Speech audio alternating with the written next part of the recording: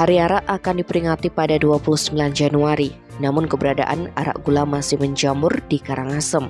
Menindak hal tersebut, Satpol PP Karangasem mendampingi Satpol PP Provinsi Bali melakukan sidak terhadap pengrajin arak gula di Kecamatan Sidemen pada Kamis 26 Januari.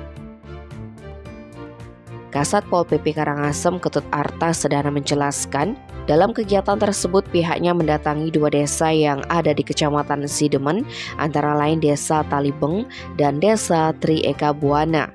Di sana didapati 2 perajin arak yang tidak memproduksi arak tradisional, melainkan memproduksi arak gula.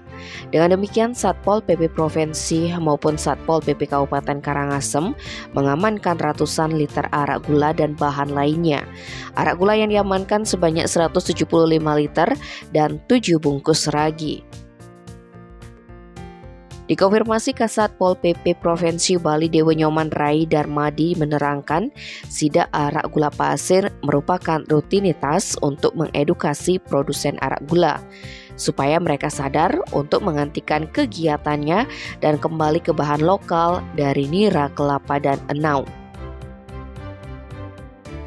Menurut dia, rutinitas sidak juga bagian dari edukasi kepada masyarakat, mengingat mengkonsumsi arak gula pasir ini tidak sehat bagi kesehatan. Pihaknya berharap komponen masyarakat turut mendukung dan membuat peraram untuk melindungi kualitas arak Bali yang notabene kearifan lokal Bali. Tim Bali Express melaporkan.